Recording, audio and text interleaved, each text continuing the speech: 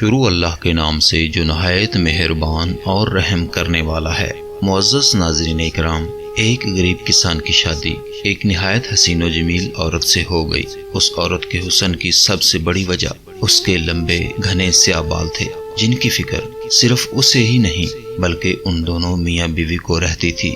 کسان کی غربت اس قدر تھی کہ ان کے گھر بالوں کو سنوارنے کے لیے اپنی کنگھی تک نہیں تھی۔ وہ ہمسایوں سے مانگ کر اپنے بالوں کو کنگھی کیا کرتی تھی۔ ایک دن کسان کی بیوی نے اپنے شوہر سے کہا کہ کل واپسی پر آتے ہوئے راستے میں دکان سے ایک کنگھی تو لیتے آنا، کیونکہ بالوں کو لمبے اور گھنے رکھنے کے لیے انہیں بنانا سنوارنا بہت ضروری ہے، اور پھر میں کتنے دن ہمسایوں سے کنگھی منگواتی رہوں گی۔ غریب کسان نے شرمندہ ہوتے ہوئے اپنی بیوی سے معذرت کر لی اور بولا، بیگم، میری تو اپنی گھڑی کا سٹریپ کافی دنوں سے ٹوٹا ہوا ہے، میرے پاس اتنے پیسے نہیں ہیں کہ اسے ٹھیک کروا سکوں، تو میں بھلا کنگھی کیسے لا سکتا ہوں؟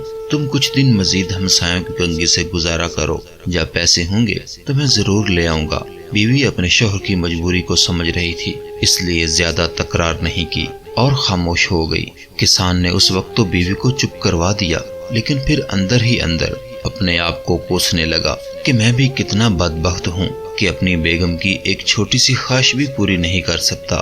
دوسرے دن کھیتوں سے واپسی پر کسان ایک گھڑیوں کی دکان پر گیا اور اپنی ٹوٹی ہوئی گھڑی بالکل سستے داموں بیچی، اور اس سے ملنے والے پیسوں سے ایک اچھی سی کنگھی خریدی اور بڑی رازداری سے چھپا کر گھر کی طرف روانہ ہوا۔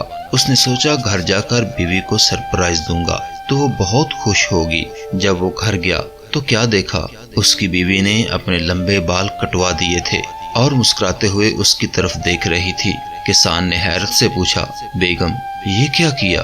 تم نے اپنے بال کیوں کٹوا دیے؟ پتہ ہے وہ تمہارے اوپر کتنے خوبصورت لگتے تھے۔